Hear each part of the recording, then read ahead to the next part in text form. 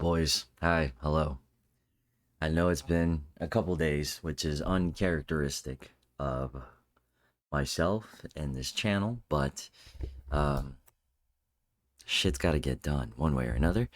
If my voice sounds a little weird, vocal cords have been strained quite a bit this week, but nonetheless, um, I'm not gonna bore you with details. All right, I got some extra stuff going on that will help the channel in the long run. All right, we're talking. So Uh, you know me, I like production quality, I like production value, and it's not enough that I have the setup I have for me. This is a me problem, by the way.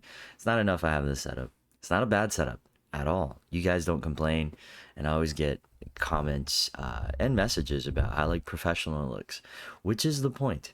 But there's an amalgamation of projects that I am going to bring to this channel that are going to be and I require a couple things to make this vision come to fruition. Because I want this channel to continue to grow and amass a beautiful group of people that look forward to the content that I bring. So I have a lot of ambitions, none of them unrealistic. I guarantee you it's just a matter of couple weeks kind of thing.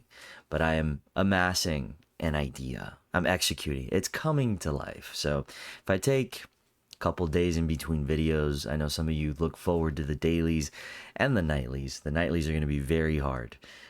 But I am still going to be as consistent as possible, and eventually we will get back to the dailies. I think at most we'll probably have to wait maybe 2 days between videos, but I will still bring you the delicious shit that you come to my channel for, which is horror content, reviews, and some extra shit. But the stuff that's coming, I'm so excited. I'm going to bring it back to what this video is about.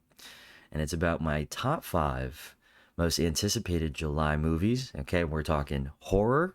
There is not going to be a horror and a non-horror list. Usually I do those, but like fuck that. There's not enough movies in July, both in streaming and not on streaming or in theaters. Why did I say that the long way around?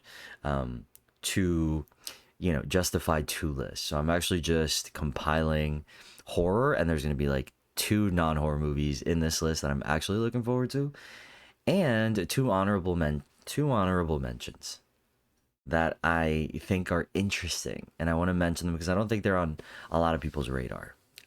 They definitely weren't on my radar when I was deep diving into the well, at least one of them wasn't on my radar while I was deep diving, figuring out what's coming out this month, because holy shit, dude, are we light on movies this month? Which is fine because I know like August through October, hell, August through December, we're in for some big movies. But fuck me, I was hoping to get some like sleeper hits, stuff that you guys might have not heard of, but the stuff you might not have heard of is just straight ass. Like you could tell from the trailer. And I don't want to put straight ass. I want to put like somewhat mediocre ass that could surprise us, not just straight up like what the fuck is that schlop. Now we're gonna start with number 5 and work our way down to my most anticipated. Number 5 is a July 1st release, so it's right there. It's right fucking there, man. And this might surprise you. It is a horror movie. Okay, in my defense, this is a horror movie. Hear me out. Minions and monsters. It is a horror movie. Okay, it's the Minions coming together to make a movie using real monsters, and the man leading the charge is none other than Baby Cthulhu. I love cosmic horror. You put some fucking Cthulhu iconography in front of me, or a fucking little baby mascot, that thing is cute as shit. It looks like Grogu. It's as cute as Grogu. It doesn't look like Grogu. It's as cute as Grogu. It's adorable. Anyway, he finds the Book of the Dead, and he raises from the dead and from the underworld a shitload of monsters that get out of control, and now the minions have to wrestle them in and save the day from the chaos that they caused. You have the mummy, you have kaijus all over this bitch, and I just can't wait to see all the horror movie references in this. It literally feels to me like it's a Halloween special movie, because it's just it's a monster mash, man. It's literally a monster mash movie animated with the fucking minions. I'm not big on the minions movies. I've seen them. Most of them are hit or miss. I guess they're very memeable. They really are. Like they're just talking in reverse Spanish, pig Latin, octopus. I don't know, but like it's hilarious. I've seen the behind the scenes of like the women who actually do the voices for the minions. Hilarious behind the scenes shit. Like that BTS role. Love it. I hope they do one for this. So now you have the film buff in me going, ooh, something about making movies. And then you have the horror buff in me going, making movies with monsters that get out of control and destroy the city. And now the minions, the most unlikely of heroes, have to figure this out. It's crazy that this whole franchise started with Despicable Me. Like to me, it's just insane that we've gotten this far. But nonetheless, that is my number 5. I also love animated movies. If you follow me long enough, you know that well enough. I love animated movies, so any reason to watch an animated movie in theaters, I'm there, and this just looks so fun. Like I actually chuckled a couple times in the trailer. It also looks like they're gonna cross some lines. If you've seen the last trailer, they cut the queen's head off. I don't know how they got away with it. So that's my number 5. Not much needs to be said there. Number 4 is actually one that does look stupid. I'm not gonna lie, it looks dumb as shit. It probably is going to be dumb as shit. And I've only watched 1.5 of these movies in this shared universe. The Pooniverse, if you guys have seen Blood and Honey, where we basically turned childhood fairy tales of Winnie the Pooh into a slasher movie. We've got Killer Tigger, pretty much the entire echelon of the characters in Winnie the Pooh are all in these movies, and they've been turned into slashers, murderous, fiendish fuckers. But then they've also done Peter Pan. Peter Pan is, I guess, their Thanos. I think we just got Bambi the Reckoning, and now the latest one is going to be Pinocchio Unstrung, and that is my number 4 pick. Now keep in mind, I know this looks dumb as shit. How this thing has continued, I don't know, but that's the magic of horror. When people rally behind something and they create a cult following, it does survive. It does move forward, and we're getting more sequels, and eventually these movies are going to be in, these characters are going to be in an Avengers level film. Just crazy to say. Where they confront Peter Pan, the evil version of Peter Pan. This thing is insane. And but the thing about this one is there's enough money behind these movies now where they keep looking better in terms of prosthetics, practical effects, the gore, even the cinematography. I mean, they've got Richard Brake in this playing Geppetto, for God's sakes. And he's like a horror movie icon. I love him. He's awesome. And he's villainous and everything. So this looks like he's basically, Pinocchio is trying to become a real boy and Geppetto is doing experiments. This looks mad. This movie looks ridiculous. But what's impressive is that Pinocchio actually looks really cool. Like, if you look at the practical effects and you look at the detail behind his design, it's actually quite terrifying. You get the Disney Pinocchio, right? Obviously, not the original story, but you get the Disney Pinocchio. And it's such a sweet, kind design. But then you get something like this that leans into the grimness of the Grim Tales, and now you're like, yeah, that's it. That's the vibe. I don't care what anybody says. Disney Disneyfied the shit out of these Grim Tales.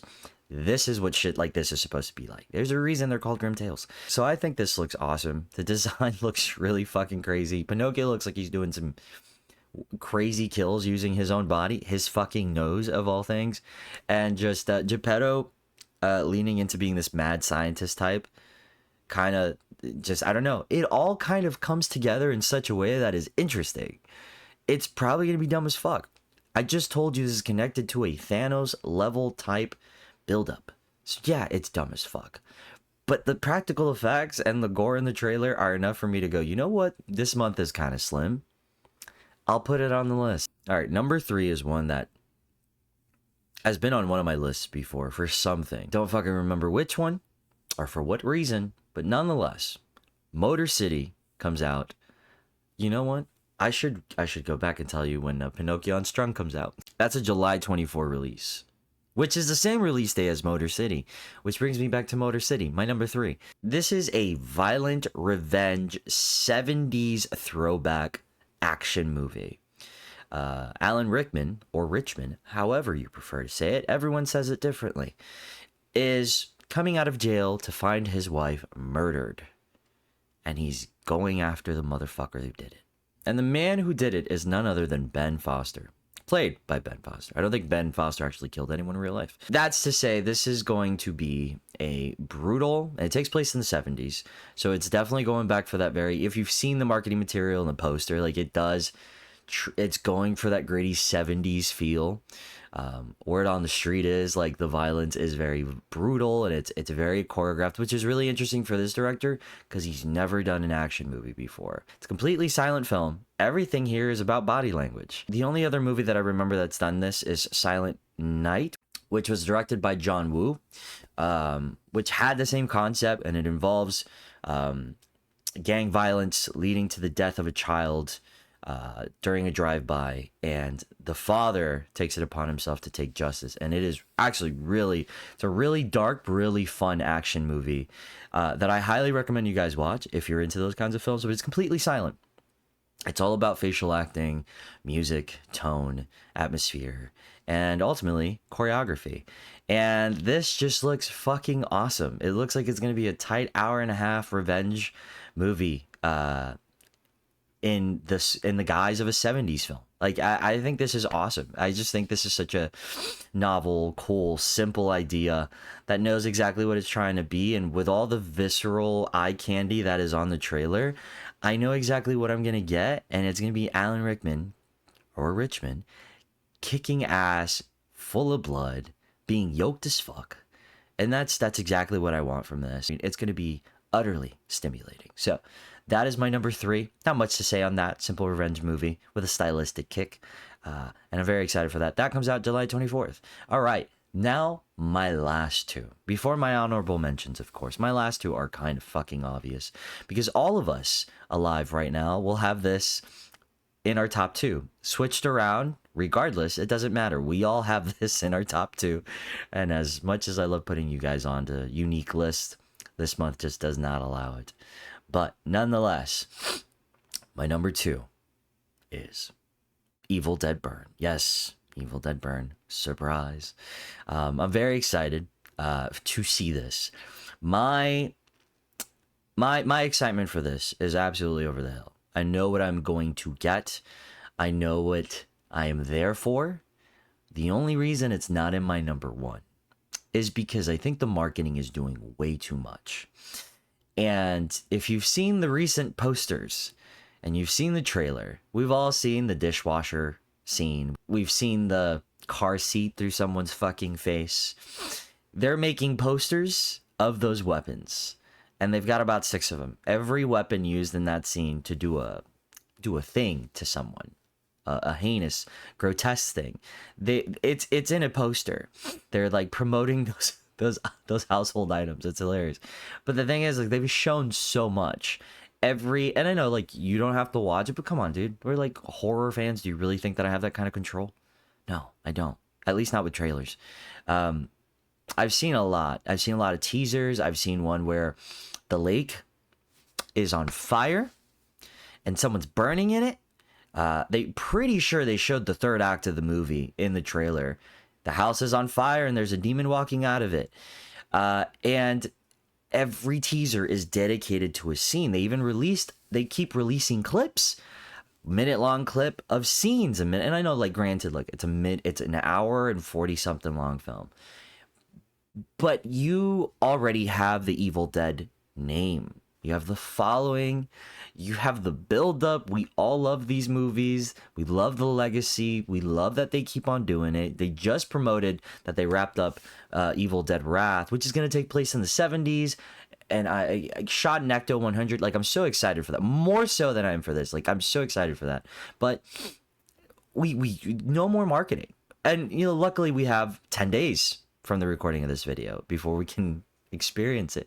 But there's just been so much marketing that I'm like, don't show all the crazy shit, because what you've shown already has me sold.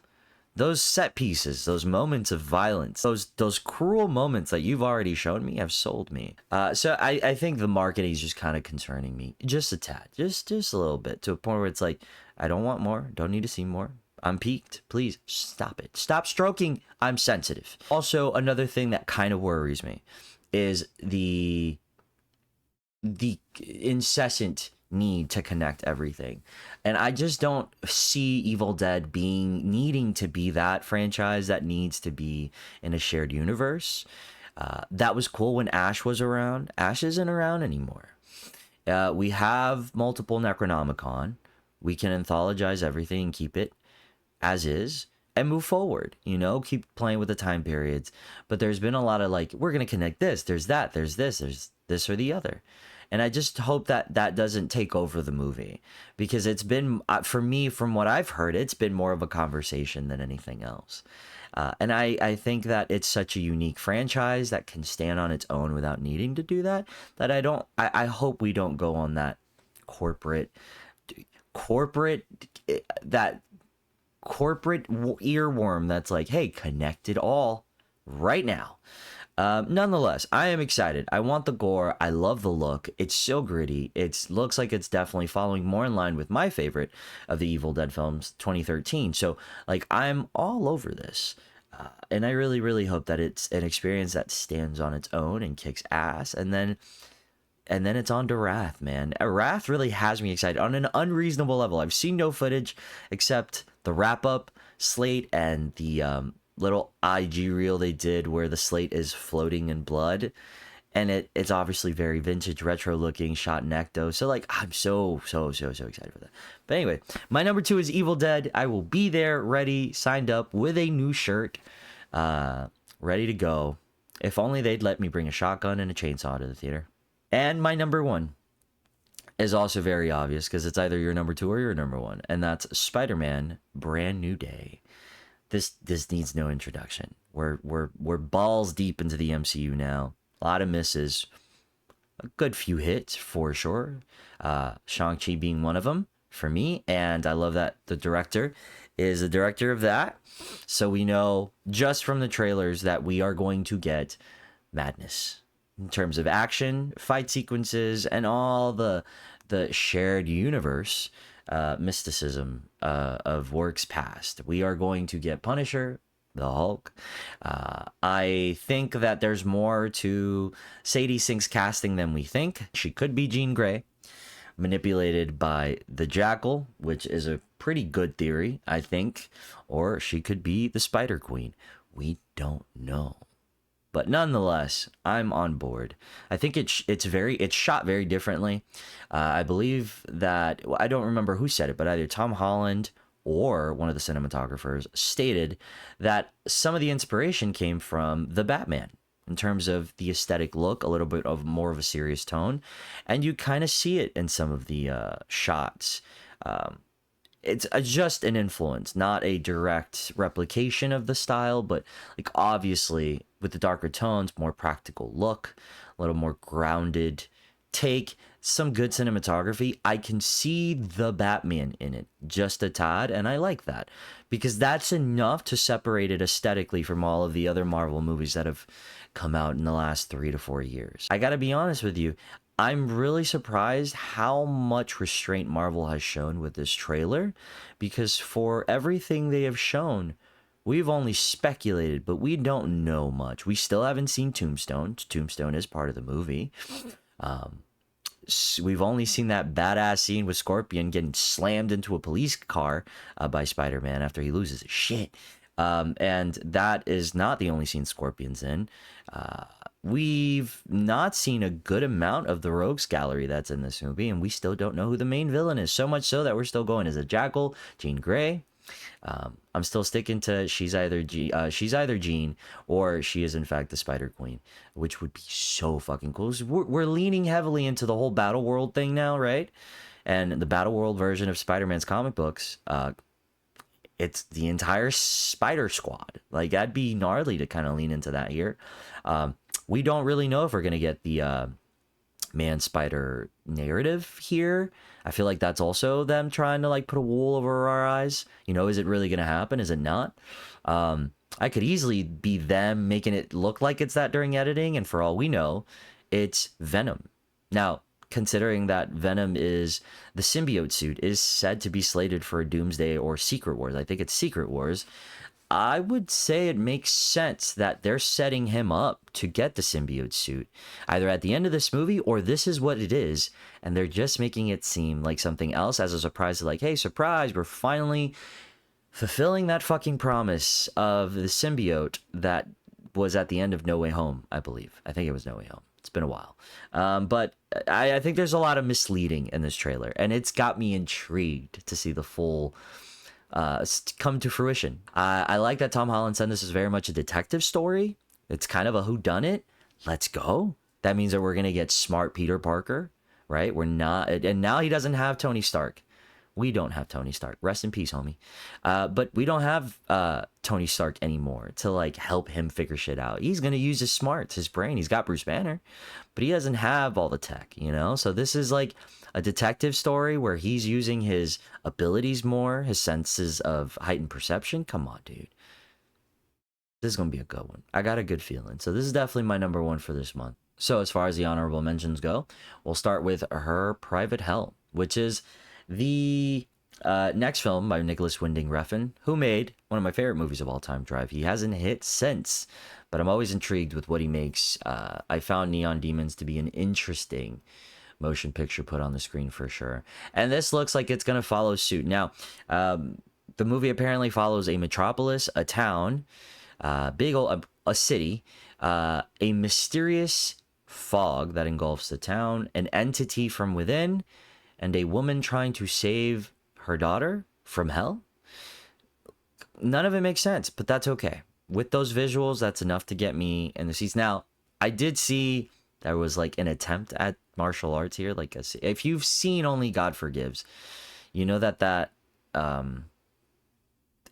he doesn't actually do action sequences. It's like alluding to something that's action heavy, but I think that people are going to be surprised when they go into this and maybe find that there's like maybe 2-3 solid action sequences and not even long ones. Nicholas hasn't done action since like Drive or Pusher.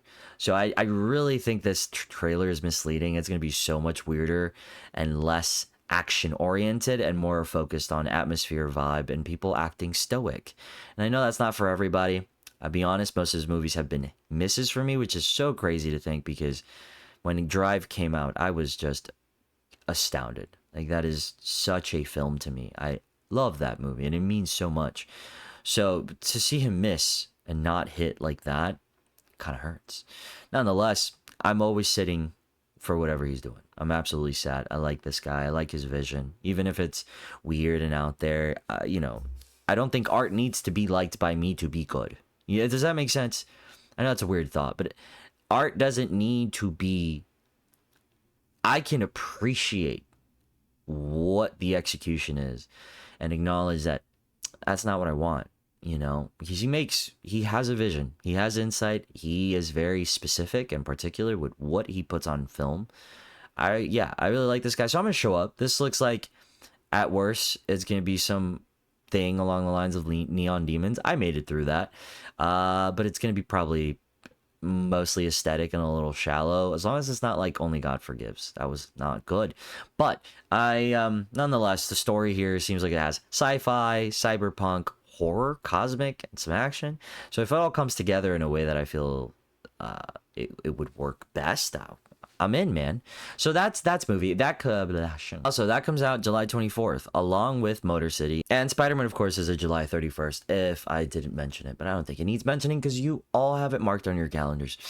As far as my last honorable mention, I'm actually really excited for this. The trailer looks... The story looks very unique. It looks like it could go any which way. I can't tell if it's a pseudo-sexual thriller. I can't tell if it's a psychological thriller. I can't tell if it's just a drama. So count me in, man. I'm confused, and I like that. The movie is called Night Nurse, and it does come out July 10th. And it's about a woman who is caught in a scam in a nursery home for the elderly. And this older man seems to have his way with the nurses. In a like, he looks like he's like the head honcho. There is something about him that is attracting these nurses to him in a way that is uncomfortable to see in the trailer, odd and strange. But it's all visual. Like, that's all I know about the story. But the visuals, what they show you in the trailer, the compilation of scenes edited perfectly well in synchronicity with the ominous music in the background, there is something. I feel like it's going to be one of those movies that I'm gonna like, because it's gonna be a slow burn with intrigue in the back, sinister intrigue in the back, and then it's gonna lead to probably a very shocking third act. Maybe not over the top, but shocking. There's not much to say about the trailer except the visuals, and what is being alluded in terms of the story is enough to color me intrigued. It does have sort of a Hitchcock kick to it as well. If you notice some of the shots in the trailer as well, little shadow play, even the color grading. I don't know. It's giving very Hitchcock. And I'm intrigued to just see what is the deal with this guy. Is he fucking Dracula? You know, like, why are all these nurses? What is the scam? The trailer tells you nothing. I learned this from the synopsis. So, yeah, I'm actually excited for this in a weird way. It just looks like a movie that's taking a chance with a really weird story. Kind of like Tuner this year. I really love that movie, Tuner, that came out. It was about a man with a hearing disability where he can overhear things. He's sensitive to sound, and they use his skills to... people in the film use his skill, the antagonist, to rob people's get into people's safes. Another weird movie with a weird take that might actually be good, and it's psychological. So that is my last honorable mention. I know that this list is scathing on simple and a little obvious, but I promise you I really did try. In the time that I haven't been making videos, I've actually been trying to work on this list, and anything that's out there that I just don't think looks that is horror, that I don't think is good, I'm not gonna add, simply because it just seems like it's the kind of stuff I don't think you guys would be interested. Like, you would look at the trailer and go, yeah, that looks bad, kind of like Hungry, the hippo movie that I kind of put on my list last month, which I still haven't seen, because I acknowledged it looks fucking stupid, but it looked like the way Pinocchio Unstrung looks stupid.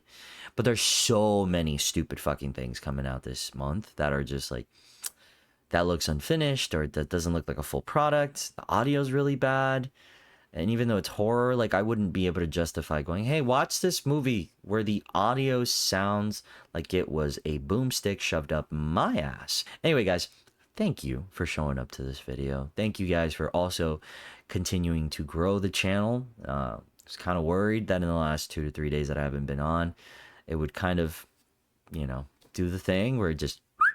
but it hasn't. You guys have interacted with my videos. My Batman video went really hard. I was surprised. I didn't think it was going to go that hard. I really like when you guys tap into videos I don't think are going to do well, and then I'm like, that's fucking awesome. So thank you guys for showing up, man. I really do appreciate it. Keeps me wanting to continue doing this and not get completely discouraged from not showing up for 2 days and then going, that's it.